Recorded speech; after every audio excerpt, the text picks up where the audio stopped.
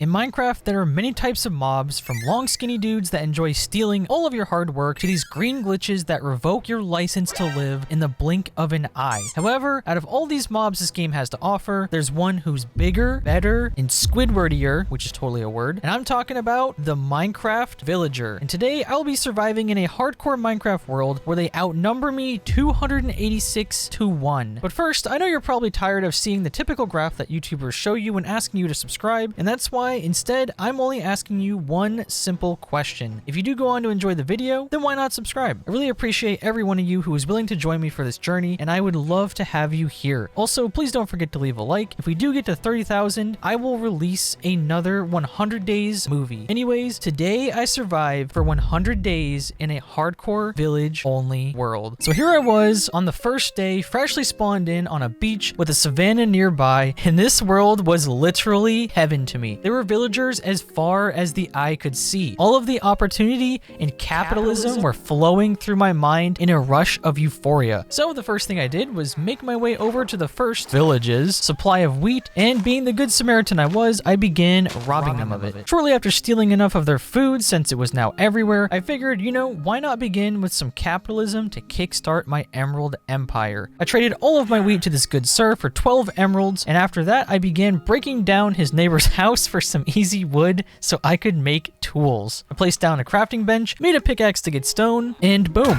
this creeper kamikazed me out of nowhere and snapped back to reality. And wow, here I was in a fresh world full of villages. I definitely didn't just die, and I was ready to begin my new journey. So day one, first day one definitely didn't happen. I now found myself inside of this spruce forest filled with villages. I began breaking down the first tree I saw, made myself an axe and a pickaxe, and I began scouting out the place for things to borrow. I broke into this first house to acquire some of their cobble legally, and while here, I took this man's beautiful blue bed. Yep, I just said that. It's a couple of minutes in, and I'm already making bad puns. Bad puns aside, after taking the bed, I spotted this amazing opportunity. There were two armor stands nearby with an iron helmet and an iron chest piece that I quickly yoinked, and I equipped both of them. Plus, I also got this crazy blast furnace on sale for the huge price of free. I found this house with a beautiful Pain Domination Edition bed that I took, and I kept running into chest after chest after chest with free wood, food, and even emeralds. However, a spruce village, as nice as they can be, was not where I wanted to be, because there were no blacksmiths or wheat. So I began venturing myself away into the nearby plains biome, where I made a new stone hoe, and I began harvesting as much wheat as I could find to begin my selling operations. And just like that, after trading with my first villager, I was already up to 18 emeralds. This world was going to be GGEZ. So after trading with that villager, I spent a lot of this day just collecting more wheat until I found my very first blacksmith, and inside the chest was absolute fire. I found almost enough obsidian to go to the nether already, a bunch of gold and iron, and a pair of iron pants. In only the first day, I was already living large like Larry. By the time the sun had begun to set, I was almost up to 2 stacks of hay bales along with all of my other loot. As it became nighttime, I broke into this house and I slept in some stranger's bed, waiting for the sun to come up the next day. Day number 2. First thing I did today after leaving the house was notice the second blacksmith directly in front of the place that I stayed. And the game was playing with my heart now, because upon walking inside, the chest was gone. There was just no chest. It was replaced by the house next door's roof. So with a sad shuffle, I left, and to my surprise, there was yet another second blacksmith right behind it. I broke inside, and in this chest, I had found a nice iron sword and some pants. After borrowing those, I set off to continue my capitalistic rampage. I kept stealing any and all of the hay bales that I came across, while also trading with all of the farmers for some more dank emeralds. At this rate, I was going to get some buff diamond armor and tools in absolutely no time. I continued exploring until I came across blacksmith number 4, and inside of the chest was more iron, gold, and 2 iron pickaxes. I left behind my old pickaxes in the chest, and I kept moving on back towards another spruce forest while collecting more of the nearby wheat. I kept up my mission to obtain that grain until my hoe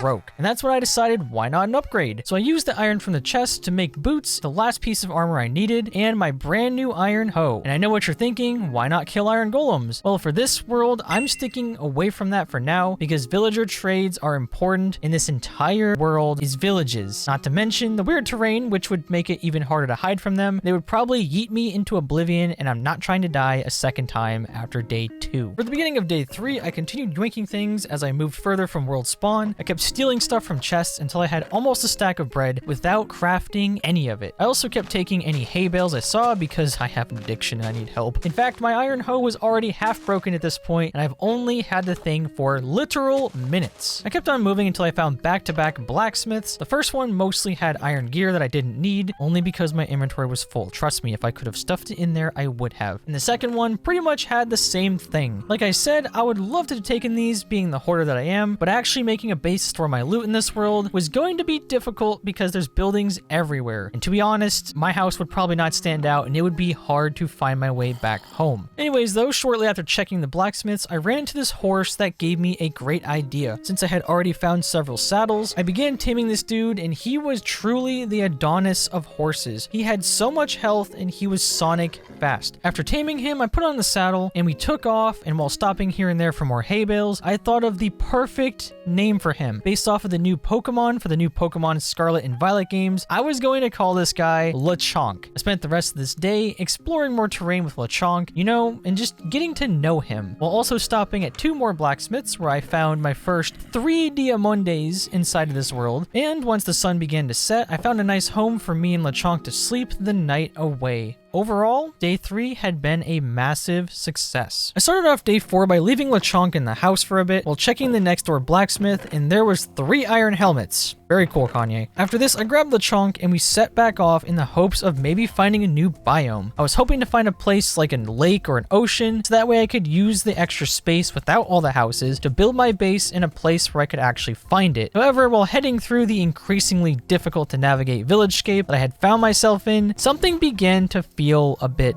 off. There weren't as many villagers as there used to be. There weren't many other passive mobs like cows or horses. I mean, I did find one farmer, but he didn't want any of my decadent hay, so I spit on him and I left. After spitting on that farmer that definitely deserved it, I continued on my journey while making a few stops here and there. I stole a fletching table. I stopped to trade with this new farmer that I found, and while at it, I stole the composters so I could make my own farmers in the future, as if they were hard to make in the first place. Anyways, I spent the rest of this day trading with more farmers along with looting anything I found, until finally, as night was approaching, I had found a new biome. And it just so happens to be a gross, icky swamp, which I know what you're thinking, swamps are great now. Well, this was not 1.19, so swamps were not great, but I was just happy to know that I still wasn't running in circles. Before going to bed for the night, I checked this new blacksmith nearby that almost had an entire set of iron armor, which is kind of wild, if it were useful. After that, I slept out under the stars with my new horse friend. For day 5, after waking up, I was immediately back at gathering more wheat. Honestly, not gathering it was going to take every ounce of my being at this point. After gathering the hay, I noticed a new blacksmith in the distance away from the swamp that I, of course, couldn't resist. There wasn't much inside of the chest, but upon leaving, I noticed another one all the way in the distance in a direction that I haven't gone yet. I made my way all the way over there, and this place also ended up having ding ding ding nothing. I swear, at this point, the few villages in my old super flat world had way more diamonds than this infinite village world. But no matter that, I now found myself in another new biome surrounded by dark oak trees, wherever the villages weren't at, that is. In fact, this place had now become like an entirely new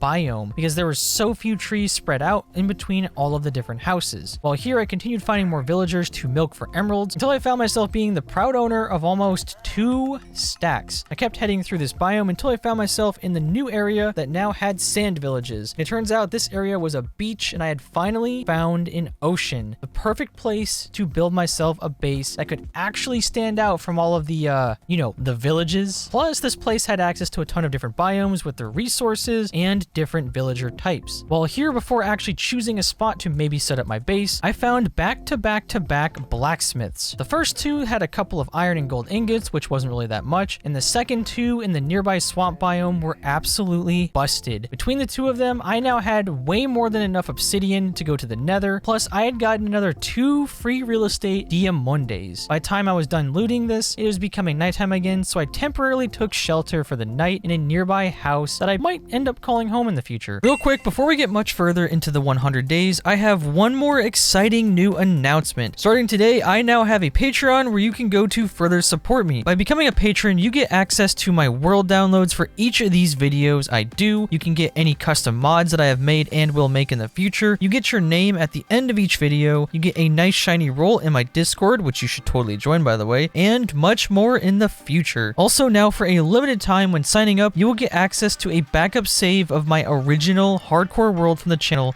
that I was able to recover from my old computer. That's right, you can play in my OG hardcore world and even continue in my footsteps. The world save is only from around day 300, which means unfortunately it's missing some things, but I'm sure you won't be disappointed. The link to my Patreon is in the description, and if you think my voice sounds different during the segment, it's because my allergies are killing me and I am dying. Anyways, now back to the video. And boy, did I find the perfect place to think about calling home on day 6. That place was right here at the end of this swamp area. So to begin this day, I was first going to need a place to keep my horse, and since I didn't have enough resources to make a ton of fence, I just kind of blocked him in this wooden box like any civilized gamer Giga Chad would. And now that my horse was secure, it was time to set out and conquer the first goal for calling this place home. I crafted myself a boat so I could go back out to collect 2 villagers to begin breeding them before zombies get to all of them nearby first. Plus, if I had my own village out in the water, I could more heavily influence their trade prices and not have to worry about iron golems. Anyways, today ended up being quite a rough process. I managed to get the first villager into this point that I left near my house. However, the second guy, he was not having any of it. This man made me chase him further and further inland, and after enough time, I became desperate and I tried luring him out with a farmer job block, but he just kept ignoring it to go for better jobs. However, after enough of this awful game we were playing, I did manage to finally get him in a boat, and I delivered him back over near where I was going to build my house. And just like that, I now had my 2 future breeders. Those poor souls. I began collecting trees for wood so I could build them an area to begin reproducing. On day 7, before making my final decision to live right here by beginning my villager farm, I decided to head over to the Spruce Village area nearby first, just in case. While here, I ran into quite a few coal deposits and small sources of iron ore before running into 2 above water abandoned structures with chests. The first one contained a nice fishing rod with mending on it, along with 2 very brave dolphins who were attempting to grow legs and go on land. And the second chest had a nice treasure map that wasn't really that far away. However, I wasn't going to be doing that today because this spot was even nicer than the last. This place was where I was going to make my new home. So I dropped a crafting table to make a boat. I traveled over to my old base area to begin moving my villagers. I jumped in the first boat and was on my way until something under the water caught my eye. Swimming around below me was this adorable yellow axolotl, and I've never had one in hardcore yet. So I quickly sprung into action by crafting another crafting bench, and I began chasing these guys around like a Rem cosplayer in an anime convention. And these dudes were no joke. I felt like Lightning McQueen in Cars 3 because I could not catch one of them for the life of me until none of it even mattered, because I had spotted my much more important target, the ultra super rare exotic blue axolotl. These boys have about a 1 in 1200 chance to spawn, and this one chose my world to spawn in. So I was now on a mission. I began chasing him down while occasionally stopping to the surface for air, and I kid you not, I was willing to almost die to catch this guy. And that's when I finally did. I had caught my very first axolotl in hardcore Minecraft, and it was the rarest one. You can be sure this guy was getting his own aquarium in my new base. But for now, I was running out of daylight, so I returned to my first villager and I delivered him to the new house location, followed by making a nice little chest to dump all of my stuff off in, and I went back to the old area full of swamp toilet water to gather my second villager before I slept away the night so they both didn't become snacks. The next day, day 8, I thought, you know, why not use the rest of my smelted iron to make 2 more buckets so I could catch some more axolotls. I made the 2 buckets and I began swimming around without much luck at first. It seemed like all of them had despawned at this point until I found these 2. At first, I had thought they were both pink, and I have a pink pet axolotl in real life, so I thought, you know, why not catch one so he could have a little bit of representation in game. But as I got closer, I realized something unreal. I had found a second blue axolotl. After realizing this, I caught this little guy faster than lightning. I've literally just started this world and I now had 2 blue pet axolotls. After catching the second axolotl, I went back to the first base to bring home my beautiful horse Lechonk, where I built him a temporary housing area. But don't worry, Lechonk will get much better once we begin really capitalizing on our villager empire. For the rest of this day, since I had wasted too much time with going for the axolotls, I spent my time cleaning up all of the mess in front of where I wanted to build my villager breeder. There weren't many trees in this world since all the villager houses replaced them, so I was going to cannibalize this place for its spare spruce wood roof. So the next day, day 9, that is exactly what I set out to do. I climbed up to the roof of this house and I began demolishing everything. I stole all of the wood and I cleaned up the rest of this mess so I could have a better path to travel through with my trusty steed Sir Lechonk. Plus, I now had a meager 50 spruce wood, which to be honest wasn't really much, but it was a beginning. I began laying out the small wooden path and I measured and built out the box perimeter for the middle area where the villagers would stay. After this, I began laying out the dirt for the carrot farm until I ran out of supplies, so I went over and crafted a stone shovel because I was still iron poor, and I used it to collect what I thought was enough dirt for the farm before also stealing this entire coal vein. I went back to the farm to finish off the dirt square until I ran out once again. At this point, the sun was going down and I still couldn't really leave my villagers unprotected, so I tilled what dirt I had to begin planting. And fun fact, out of all the farms I had passed to get here, I didn't collect any carrots whatsoever. So today I was pretty much as far as I was gonna get. Day 10. The first thing I did was smelt what little iron I had in one of the blast furnaces that I borrowed before heading back over to collect more dirt. And while out in gathering mode, I saw this creepy little guy just stalking me from the corner. I ran up to him and began giving him the old razzle dazzle with my weak iron sword, and while doing this I had realized what I was missing. I'm already on day 10 without even making a shield. So after taking this dude down, I went back home and did exactly that. I made myself a brand new shiny shield. I equipped it and I went back to the farm area to finish placing all of the dirt and tilling the soil. After finishing the center area for the farm, all I now needed was carrots. And unfortunately, since I was surrounded by Spruce Village, I was not going to find many here. I began running back towards the plains biome villages for those sweet carrots until I ran into back-to-back distractions. First, I found these iron deposits that were being guarded by creeper number 2. I slowly took him out before mining both deposits for a shiny 12 iron chunks. And after this, I finally hit the plains village area where I immediately found a new blacksmith, and inside of his chest was a gold mine. There were 3 diamonds, 7 obsidian, and a whole bunch of iron tools and armor. This blacksmith was cracked. After stuffing all of that loot into my inventory, I kept moving on while gathering any carrots that I could from farms, while also struggling to make room inside of my inventory. By the time I had finished this mini extended trip into the plains biome, I came back with 2 stacks of carrots, and right in time too, because the sun was pretty much gone. I planted all of the carrots in my new villager farm so they could begin repopulating, and I went to sleep for the night. Honestly, at this point, the idea of not having to sleep to protect these guys was seeming better and better. I spent all of day 11 finishing up this makeshift villager breeder. I placed out the last perimeter of wooden planks until I once again ran out of wood, so being the great neighbor that I still was, I borrowed this neighbor's entire roof. I may have also borrowed his blast furnaces and anything else of value, but just like how many licks it takes to get to the center of a Tootsie Pop, the world will never know. Anyways, now that I had what I needed, I added the remaining perimeter and I added a second layer out of cobblestone, which I then layered with more wooden planks so it didn't look so plain. And now that everything was pretty much in place, all that I had left was to get some beds. Lots of beds, which I'm guessing wasn't going to be an issue in this world. Spent the rest of this day constantly breaking and entering to gather as many beds as I could, and throughout this process I may have also been helping myself to the contents of any chests that I could find. I was collecting some free spruce woods, lots of saplings so I could make mega trees, I got emerald, and lots of free food items. Also, for some obvious reason, most of these villagers had exquisite taste in bed choices, with all of these purple Pain Domination Collector's Edition ones. I kept collecting more beds until the sun had gone down, so I headed back home to free my villagers so they could go and trap themselves in their new forever home. After that, I built 3 fence gates to block them in,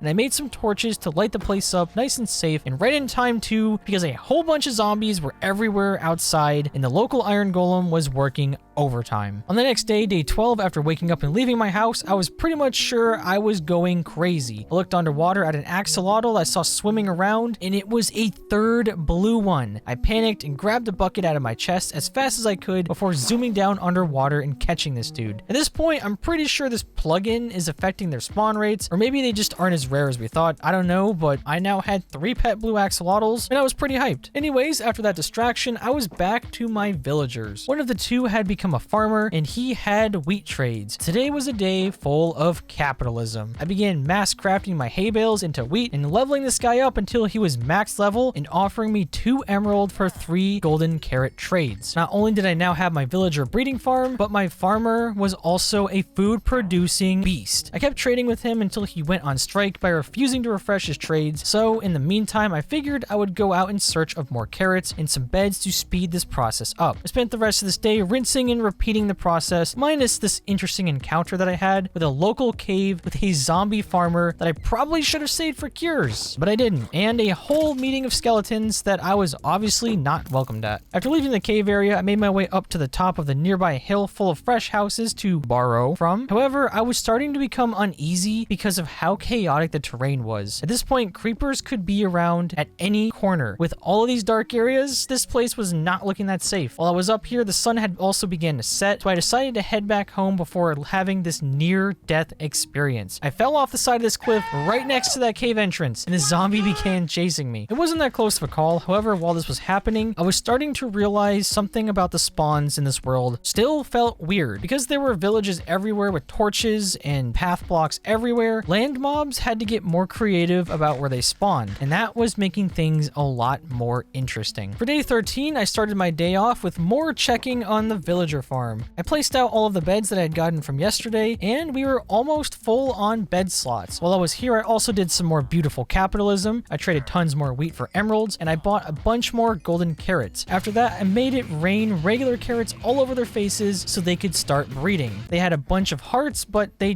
didn't end up doing anything because I think they were camera shy. So I left them a little privacy, and I cleaned out my inventory into my chest before setting out for more beds, carrots, and maybe if I'm lucky, some more blacksmith chests. I ate some of the cakes off the ground, and I traded with my farmer before getting on Sir Lechonk and taking off. I headed back towards the plain biome where I stole more beds, I robbed lots of chests, I yoinked every hay bale I saw, give or take a few hundred, and I may have decimated each farm for its carrots and wheat. Once again, you can't prove anything. While exploring, I also stumbled upon 2 more blacksmiths, where one had 9 free iron and the other had a whopping 9 obsidian and a Gucci golden set of horse armor that of course I gave to my king Sir Lechonk. Overall, I was out here until the night of day 14. To begin the next day, day 15, I was welcomed outside my humble abode by this pile of skeletons ready to attack my cheeks, and boy did they do that. These dudes hurt like a lot. My iron armor definitely do be hitting different, but nonetheless, I had slain all 3 of them along with their backup zombie chump who ran to their rescue. And now that all those kids were off my lawn and it was clear, I went back to check on lay villagers in the hopes that they started making babies. But alas, their tier 3 subscriptions to Pokimane were holding them back. I gave them more carrots they started playing hot potato with, and I placed out all of my new beds. At this point, I was beginning to worry that all of the villagers nearby were counting as one village, and it was stopping these guys from repopulating.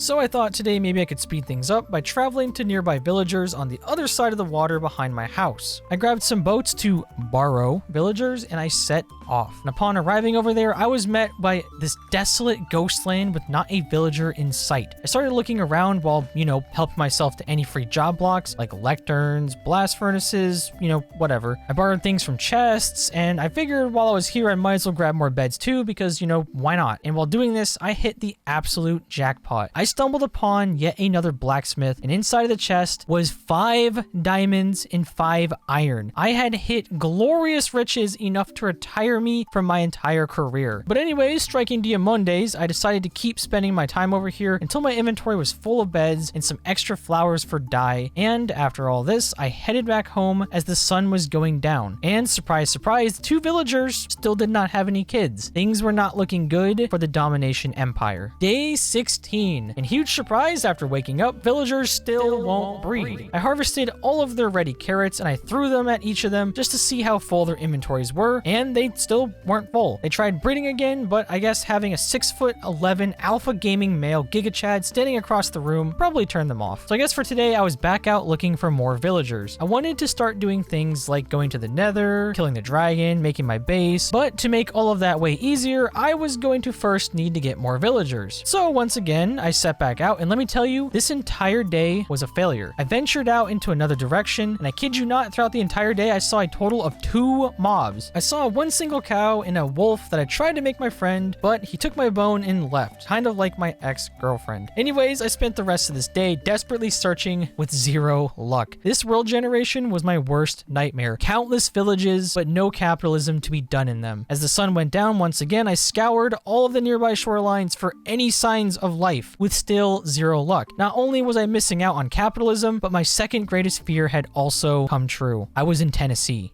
That was a pretty good joke, you have to admit. For day 17, I woke up. That's pretty much it. I woke up. No, I'm just kidding. I cleared out my inventory and I organized all of my high-end resources that were coming along nicely before setting out in yet another new direction. And at this point, I was ascending into madness because this entire world was empty. No animals in the pens, no horses, and most importantly, there were no villagers. That is until finally I found this one guy out here just existing. How relatable. Only one in the world, apparently. I quickly broke both of his job blocks, lured him into the boat, and I rode him all the way back home. I make it sound like it's a long trip, but I mean, it was like a couple hundred blocks, if even. Anyways, after getting him back home, I scammed him into the villager pen, and since I didn't have enough daylight left to go back looking for more villagers, I decided to spend the rest of the day doing some more sweet capitalism. I traded a ton more wheat for emeralds, and I placed a blast furnace down to turn one of them into an armorer. An armorer that stole all of my emeralds with his garbage iron armor trades until he unlocked a diamond pair of leggings and boots that were also both super garbage. However, I did have just enough emeralds to get them both, and of course I,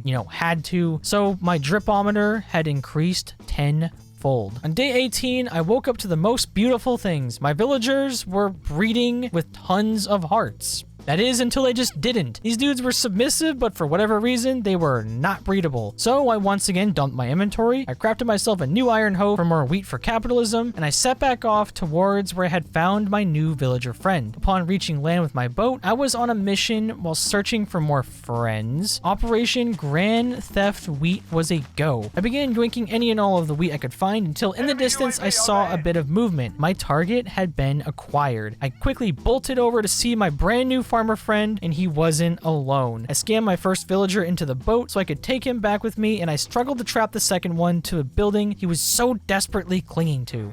After that, you basically know the drill. I boated my way all the way off land into the ocean, then back where I quickly scammed the other villager into my housing area. After that, I traveled all the way back to get the second villager, and this experience was awful. He was trying to run like it was a zombie apocalypse. He wouldn't go towards any job blocks or beds, and the stupid path blocks really make using boats impossible. So, because this guy really wanted to be so extra, I blocked him off in a house with me where we spent the night cuddling. I mean, he slept on the floor. I slept in the bed. Day 19. Now that the sun was up, it was time to get this jerk moving back towards my base because I was tired of dealing with catching villagers. This dude once again gave me a ton of problems until I finally lured him over to the beach with cauldrons where I trapped him viciously with a boat, and I began my journey back for the 800th time. But before stopping, I also, attained some more grain like any man at culture would. And after arriving home, I attempted to put this guy in the pen with all the others until his stupid friend executed a perfect prison break GTA style that even I could not counter with my lack of boats in my inventory. I struggled searching my chest for wood to make another one, and I pushed this guy back into his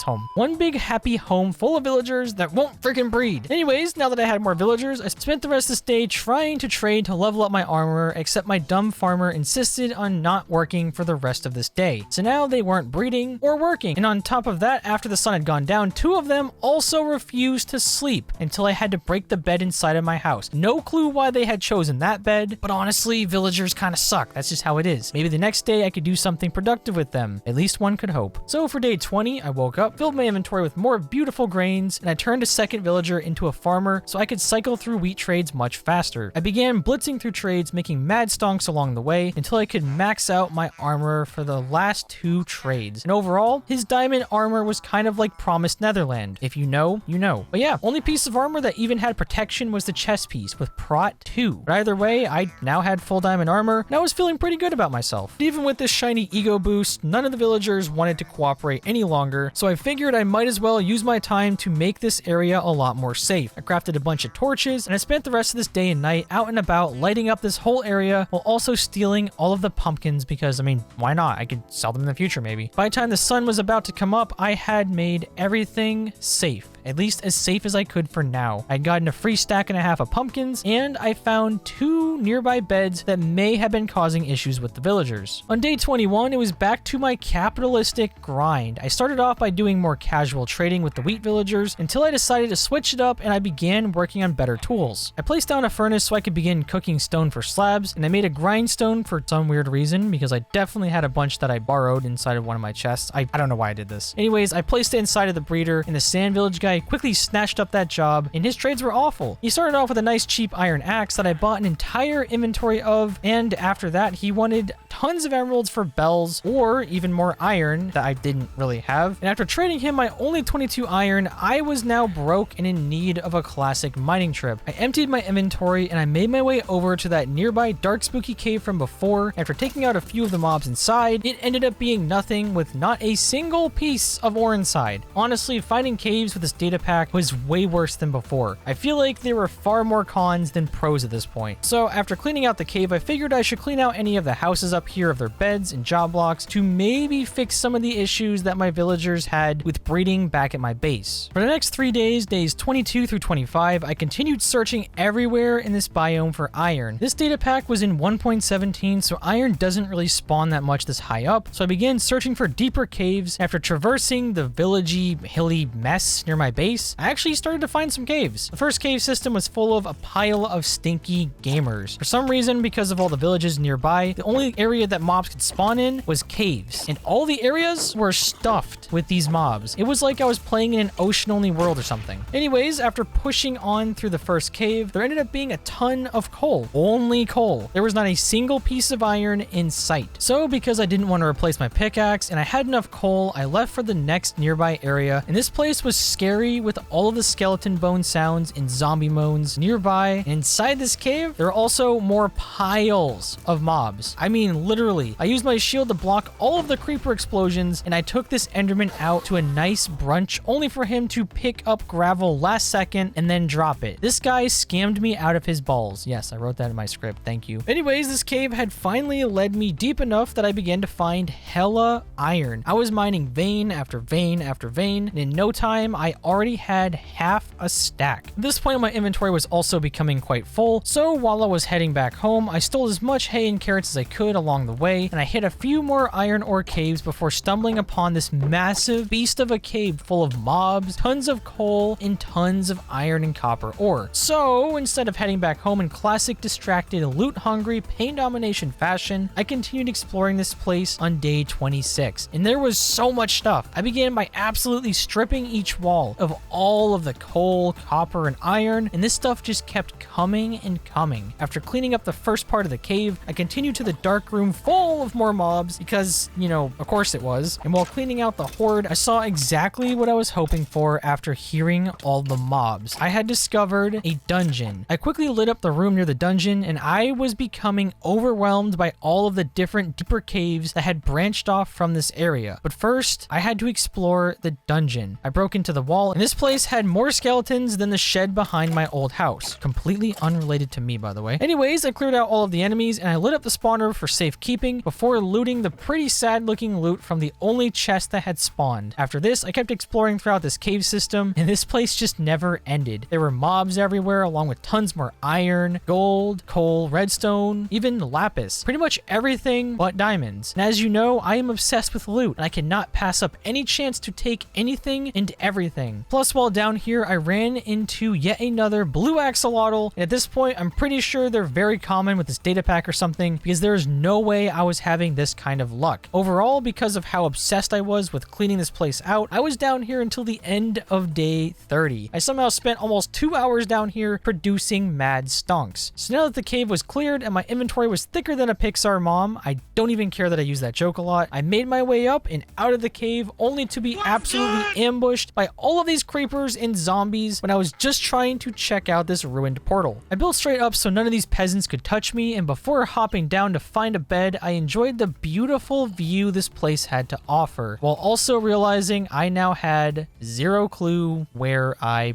was. So on day 31, after sleeping that horde away, I began looking around to try and get my bearings as to where I was now at. And pro gamer move, always take a picture of your coordinates for your base just in case. It turns out I had ended up a whopping 700 blocks away from my house. So I basically spent most of this day completing the long, arduous journey of trying to walk straight while also dodging hundreds of houses. You can probably guess how successful I was at that. And of course, while making this mini journey, I was stopping at any blacksmiths along the way that I could spot, which just so happens to be only one, but it did have enough obsidian to make like 2 nether portals. I have never seen that many in one chest before. Anyways, after the surprisingly short 700 block walk back home, I could finally see my house in the distance, and what was the first thing I did after getting back? I made it rain carrots on those idiot villagers in the hopes that they would finally breed, and there were more hearts, but once again, the spark had faded. So I just left them there with their abundance of my hard-earned carrots because I had more important things to do. It was time to assess everything that we got from our road trip. I placed out a whole wall of my borrowed blast ferni. Yes, that is the plural for furnaces, fight me. And I began stuffing all of the stacks of iron, copper, gold, and coal into them, which ended up being a ton. After this, I AFK'd for the night, waiting for everything to cook so I could finally trade with the toolsmith. I mean, I say finally, but in reality, I definitely got carried away in the mine mining for that long. My OCD makes it really difficult to not fully strip every inch of Minecraft caves, I swear. For the next day, day 32, after waking up, I collected all of my smelted metals, and overall, my mining trip had gotten me over 4 stacks of iron, over 3 stacks of copper, and 19 gold, which wasn't quite as much as I felt it was, but this was still perfect. I grabbed a bunch of hay and wheat as well, and I began commencing in some decadent capitalism with the boys. I traded wheat for more emeralds. I used the iron to finish leveling up my smith, who gave me several unbreaking diamond axes, which were kind of garbage, and a pretty decent unbreaking 2, sharpness 2 diamond sword. And after trading for these bad boys, it dawned on me. This guy was a weaponsmith. I mean, I needed him too, but this whole time, for some reason, I had thought I was trading with a toolsmith for a brand new pickaxe. Yikes. But anyways, all was still good because I had a few more villagers without jobs, so I went over and crafted a new smithing table, placed it down, and I began mass trading with this guy until he unlocked his 2 diamond tools, which were both pretty garbage. He first had a Fortune 1 axe that was ew, and an Ugg boot wearing basic AF efficiency 2 unbreaking 2 pickaxe. I thought villagers in this world were going to give me everything, and boy was I severely mistaken apparently. Anyways, now that I had full diamond tools and armor, I organized my values into my good loot chest, and I grabbed the little more than a stack of obsidian that I had gotten so far so I could build a nether portal. I built the frame over on this mini wooden dock, I made a flint and steel, I lit the portal, and I went through, only to be greeted by this trigger happy ghast that would not stand still long enough for me to hit it with his own fireball. During our battle, I reflected a solid 10 or so shots with 0 luck until he almost burned me alive, so I decided to, back off for now and just focus on why I was really here, a nether fortress. So it was now day 33, and I was beginning to check each area around my portal in the hopes of finding an easy nearby fortress. I checked over near where the ghast was and behind the portal with no luck, so I began heading in the Soul Sand Valley direction while stealing all of the bone blocks I could for bone meal to drown my villagers in more carrots. And then I saw it in the distance, the love of my life, an easy to access close nether fortress, mostly located inside of a Soul Sand Valley. Literally the perfect fortress. I could get blaze rods, nether wart, and wither skulls here. So I continued heading over towards the fortress while placing a path of torches for easy access back to the portal until I had the chance to bridge on over, and the second I got into this place, I was met with the cow cavalry of wither skeletons. That, after killing, unfortunately did not drop me any skulls. After taking them out, I made my way over to the easy access netherwart staircase where I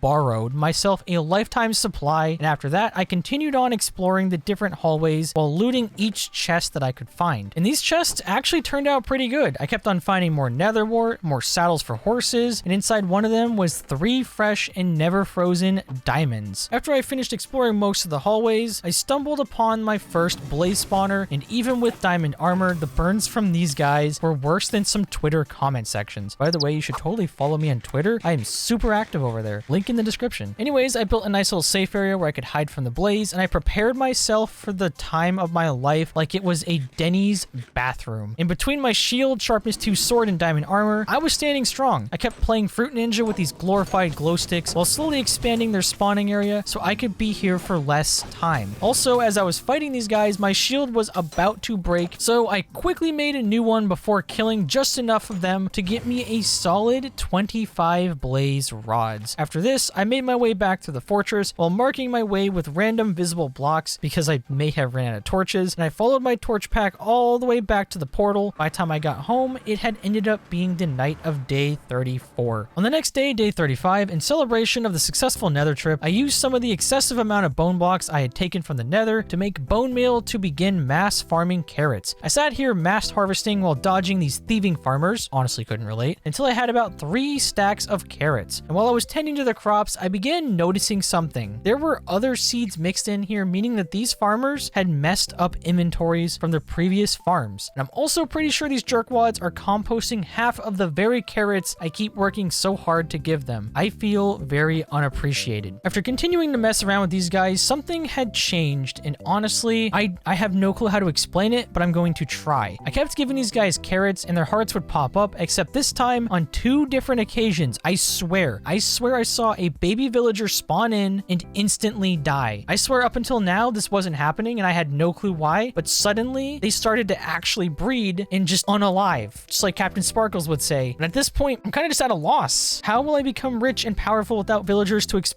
befriend? So I began trying to find solutions online, and honestly, I had some ideas. This world was acting weird after I left the spawn area. At first, there were tons of villagers, but now there's none. So I was thinking maybe the world's friendly mob cap was full, so they couldn't keep breeding, or the game rule for mob griefing was off, which I kind of doubted because creepers were still destroying blocks. But either way, I didn't know what to do, and the sun was starting to set. So just like the Becky villagers that didn't want to smash, I went to sleep. The next day, day 36, I had a genius idea. I emptied out my inventory and I began following my compass back to spawn because I wanted to test out my theory of what was going on with this world. While heading there, I stole any hay bales, carrots, etc. that I could, and of course, I robbed each blacksmith of their worldly possessions before I started to see more villagers. By the time I was almost to spawn, it had become night and everything made sense now. There were animals, including cows, sheep, horses everywhere, along with tons of trapped steppe villagers and whatever was going on at this little rave right here. While here, I crafted some boats and I trapped some zombie villagers inside of them so I could maybe cure them in the future until I was raided by this massive storm of zombies. These guys were everywhere and they managed to get me super low on health before I pulled out my trusty Uno reverse card and I clapped all of their cheeks. One crisis averted. Now I had to figure out what to do about this mess of villagers. I was thinking about, what if I just moved all of my things here to build a base here instead? I kept wandering around and yeah, there were villagers literally everywhere. Just look at all these piles of guys. So after the sun rose on day 37, I had made my new decision. I was going to move all the way back here to spawn. But first, I wanted to make sure that all these villagers were going to be safe. Except while I roamed around the area, I was kind of struggling to think of an efficient way to do that because these guys were everywhere. I could trap them inside of houses, which would be messy. I could use boats, which would take decades. Or I could steal their beds and lure them all to one area when the sun goes down. Either way, each of these choices were going to take forever and be quite messy. So instead, I decided to locate the exact spawn chunk where it strangely didn't end up being 0-0. And I built this weird tower of hay bales that I hit this sweet clutch hay bale MLG off of, and I crafted a nice chest to dump my inventory in before stealing a bed to go to sleep. I may have wasted today thinking about what to do, but tomorrow I would be on a big mission. Day 38. After waking up, I immediately booked it back towards my base to begin moving over all of my loot. As long as I wasn't near the spawn chunks at night, no mobs were going to spawn to eat my villagers because mobs only spawned near the player. Anyways, while on my way back, I stopped to find out this iron golem had executed one of my zombie friends on the spawn Walking Dead Daryl style. What a Giga Chad move. After witnessing that literal crime, I kept on moving towards my house. This process took most of the day, and while at it, I was thinking of this genius plan to make this one-time trip by making a villager into an alchemist to trade with ender pearls, so that way I can make Eyes of Ender and craft an ender chest for extra storage back in my base. With this new plan in my head, I kept moving on while of course stopping at any new blacksmiths I found along the way, and one of them ended up having a juicy 2 diamonds inside for me to borrow. Shortly after stuffing those diamonds into my grubby inventory, I arrived back at the swamp biome near my base, and while walking through here, I stumbled upon the only villager left near my house that I had trapped a while ago, and he just so happens to be the perfect candidate to become my alchemist. But first, I went back to my base to see exactly how many items I absolutely needed to bring with me. It was safe to say that I was definitely going to need that ender chest because I'm a hoarder. So I grabbed a brewing stand and I went back to that villager to begin doing capitalism with him. I leveled him up until he no longer wanted to trade for emeralds and the sun had began to set. So quickly, I headed back home to sleep so I could finish trading with him and be on my way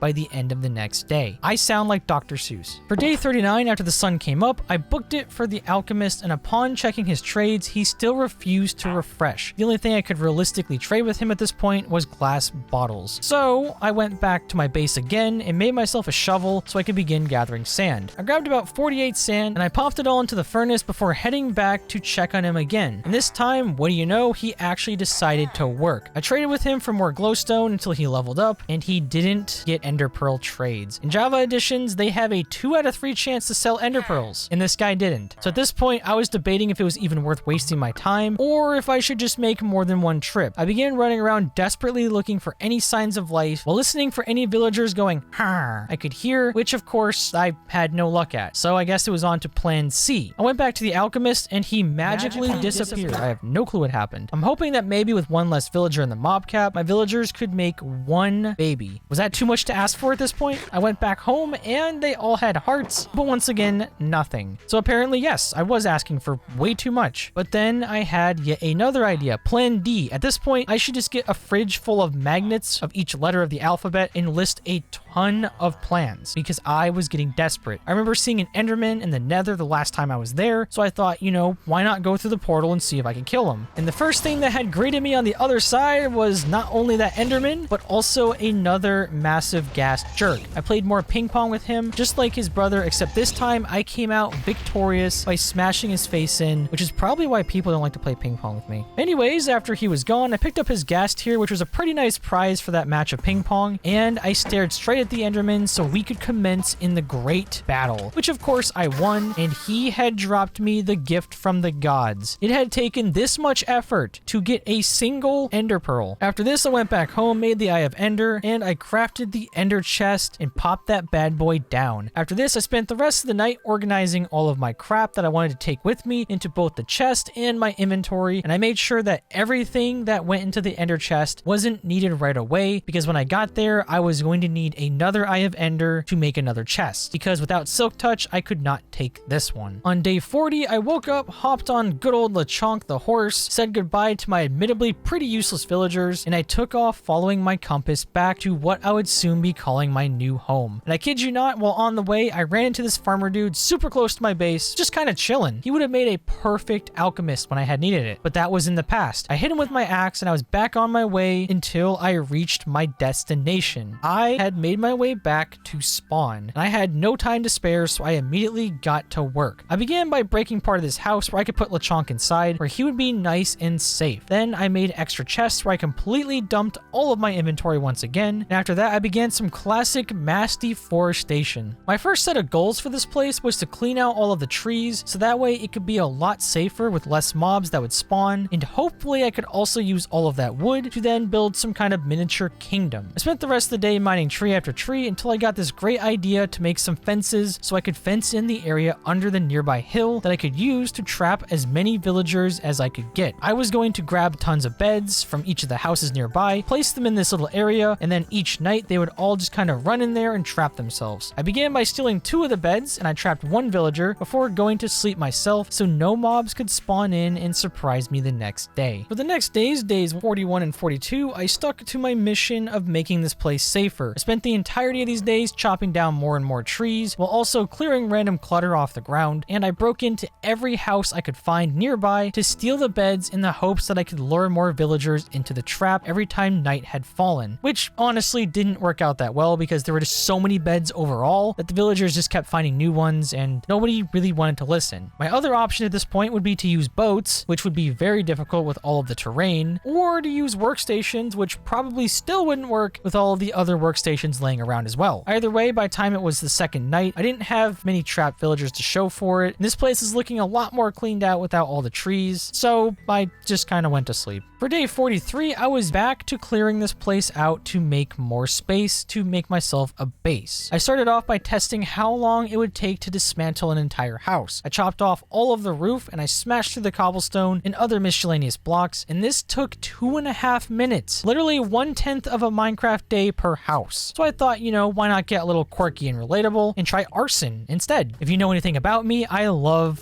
arson. In Minecraft, definitely in Minecraft. Anyways, I had left all of my flints and steel back at the old base, so I was in need of gravel. I checked out this small little cave system nearby the mountain. I ran through and lit everything up just in case before gathering a bunch of gravel and 1 flint for flint and steel. After that, I crafted the bad boy and went on a burning montage. I lit every roof, house, and tree on fire that was left near this area because honestly, this was way more fun and it was a lot faster. If I wanted to get more spruce wood in the future, there's more trees, plus I could just plant spruce super trees. It was way quicker than this. So yeah, I spent the rest of this day destroying anything these villagers loved. While most of their houses went up in flames, I began clearing out this awful looking farm area. Overall, today wasn't that constructive, but technically I was making progress. This, however, was exactly why I wanted to build in the ocean in the first place. I would not have to play cleanup before I could build anything. For day 44, I was still on cleanup duty. I began breaking a lot of the remaining houses now that most of the fires had settled, and I began some mild landscaping with my shovel. That is until I had a better idea to really speed up this process. I was going to make some new toolsmiths to trade with and hopefully get better diamond tools. So I began looking around for some free smithing tables because I was too lazy to craft them until I stumbled upon something that made no sense whatsoever. The zombie villager that I had trapped in the boat several days ago had cured all on his own. I have no clue what happened, and I'm pretty sure this isn't normally a thing. I was thinking maybe it had something to do with this data pack, but I didn't really know. Anyways, since this guy had technically been cured, I was curious to see if he would have discounts. So I went back to my loot stash to craft some smithing tables, which I didn't want to do in the first place, and I placed one down near him, and he just refused to take the job. I went back to my stash to get supplies to trade in the meantime, and the sun had begun setting, so I went to bed before he became a zombie's lunch. For the second time, I guess. So on the next day, day 45, I went back, and he had become a toolsmith. I used the remaining emeralds and iron that I had to trade with him, enough to unlock his first item, an efficiency 2 diamond axe. It wasn't the best item, but I mean, efficiency 2 was far better than no efficiency at all. So I used my last emeralds that I had to buy it. And now I was having a new problem. I was out of emeralds. So instead of continuing to do super inefficient trades like I have been for the first 40 days, today I was finally going to start infecting zombie villagers so I could truly exploit them in the most capitalistic way possible. And if I was going to do that, I was going to need 2 things to make the splash potions a weakness that I was going to need. I set out to find sugarcane first because up until now I haven't grabbed any, and boy was I regretting that because these villages made sugarcane spawns super sparse. I finally ended up finding some by a small lake that I stole for the sugar I needed for the potions. After this, while heading back home to hunt for spiders, my second ingredient, I conveniently heard the sound of a bunch of them coming from underneath this small farm. I dug down until I struck a cave system that only had 1 spider inside that did not drop his eye. However, while I was down here, I did scoop up a nice 28 more iron, since even iron was kind of rare in this world. By the time I left the cave, it was now night, torchlight, so I ran around in hunt for spiders, and with all of the torchlight these villages provided, mobs were very uncommon. I killed a few spiders, and only one of them actually dropped the spider eye that I needed. I kept hunting afterwards for more, but I didn't really have any luck until I gave up and went to sleep for the night. On day 46, I woke up and began digging a small dark area into the side of the cliff near my villagers in the hopes that some zombies would spawn in here so I could trap them to infect new villagers. I dug out the area while this one villager insisted he stayed inside. After pushing him out, I blocked off the entrance with cobble, and not gonna lie, I wasted today because nothing would spawn inside. I kept running away from the area and waiting for stuff to spawn, then going back and checking with zero luck. Not a single thing spawned in here, so I was forced to wait for the night in the hopes of catching some without iron golems, yeeting them into the stratosphere. Once the sun had gone down, I was out searching for zombies with very little luck. That is, until I saw whatever this was happening. Somehow this pile of villagers all managed to trap themselves in a small fenced area with a couple of zombies. I freed these sussy bakas from their hunters before trapping them all indefinitely. Maybe in the future I'll come back and get them, or more likely I'll just let them suffer here instead for the rest of eternity. Anyways, after they were taken care of, I led one of their zombie friends all the way back to the area next to my villager pen, and I trapped him in a boat before building a roof over him to protect him from the sun, and more importantly, iron golems. After that, I spent the rest of the night trapping a second zombie here in the second boat, ready to infect some villagers. For the next day, day 47, it was finally time to get the capitalism going. I was originally going to boat out 2 regular villagers, but instead I had a far better idea. I began placing down 2 composters over and over until I had gotten my first farmer with both wheat and carrots as their main trades, because I wanted these farmers to be as emerald efficient as possible. They were going to be my emerald producing machines. So now that the first farmer was ready, I went out and searched to obtain more grain. I gathered about a few stacks of wheat so I could desperately attempt to level this dude up. And when I say desperate, I mean it, because he drained me of pretty much all of the resources I had left. But now that he was master rank in Valorant, no clue if that's a thing, I don't play Valorant, I scammed him into a boat and rowed him over to the zombie gang, where I trapped one of the zombies in with him before extending my roof from the gaze of the wandering iron golems. And just like that, the plan was coming together. And I could totally hear you in the comments saying something like 100 days of trading with villagers. And not gonna lie, that's kind of the point of the video, isn't it? Anyways, now that he was trapped and being turned into an extra from The Walking Dead, I set out to grab 2 buckets of water. I made an infinite water pool, filled up some glass bottles, and I crafted the fermented spider eye so I could begin brewing potions of weakness. However, I had ran into another problem. I no longer had any gunpowder, so now I was forced to set out looking for creepers. And normally that would be easy in a regular world, but in this world, it really wasn't. I could not find a creeper anywhere. That is until I finally saw this dude chilling on the roof who pieced out before my very eyes. Spent the rest of this night looking around more with little luck, but I did find yet another weird fenced-in rave party full of villagers. After that, I kept up my search until I had found the next best thing. I stumbled upon this iron golem who had just killed an enderman who dropped an ender pearl. So I could now go back to my chests, make an eye of ender, craft myself another ender chest, and I was pretty sure that I had gunpowder in there for the potions. After placing the chest and opening it, inside there was 2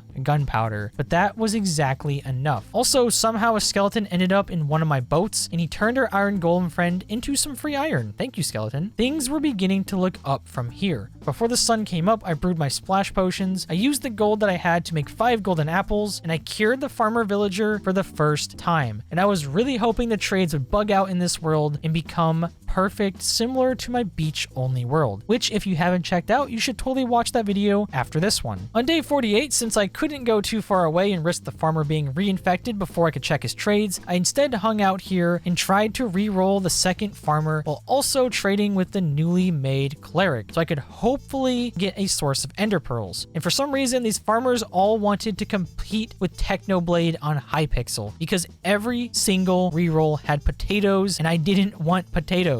I needed these guys to have wheat and carrots for optimal efficiency. And then after like the 20th reroll, he had gotten that exact trade. So I traded some wheat to lock him in, and right after I finished trading with him, my farmer zombie had been cured. Or at least that's what I thought, because upon heading over to see his trades, the dude was gone. Something in my brain just kind of clicked. Similar to how villagers can't breed because of the mob cap, I don't think they can be cured either. My farmer was literally just gone. Like, I always joke about banishing people to the Shadow Realm, but he was literally there now. And more importantly than the fate of that dumb villager, I realized that I was now stuck with only full price trades in this entire world. Honestly, this data pack was kinda starting to suck. So here I was on day 49, almost halfway to day 100, with no real start on a base and no OP villagers to exploit. It was safe to say I didn't know what to do. I took a break for the day and I went outside to touch some grass in real life. While experiencing that non-VR grass, I had gotten a new idea. I made a new creative world with the same plugin and I built another portal because today I was going to try to cure villagers in the Nether. So I built a small rail, trapped some poor villagers, and I shipped them off to his doom. After getting into the Nether, an immediate problem had sprung up. I still couldn't spawn in villagers, and I'm pretty sure it's because world spawn was still loaded. But still, to test it, I trapped another zombie, infected this guy, and I waited it out until he cured. And he's gone. Just like that classic South Park meme, my hope was now also gone. At this point, I had very few options. I could continue the world with awful trades where I needed loads of hay just to scrape together some emeralds. So yeah, being faced with my pretty unfavorable choices, I continued messing around in the creative world for what felt like ages. I found this mod called Carpet that allowed me to fully modify the spawn mob caps of a world. Super amazing mod, by the way. And even after making my mob cap 1000, which I would highly not suggest because it lagged my game into oblivion, I still couldn't spawn any passive mobs with spawn eggs. So after all this time testing, there was only one more culprit to be found: the data pack itself. Somewhere inside this data pack, there must have been some code that limited these spawns to prevent massive lag, which makes no sense because the spawn mob cap does that anyways. But you know what?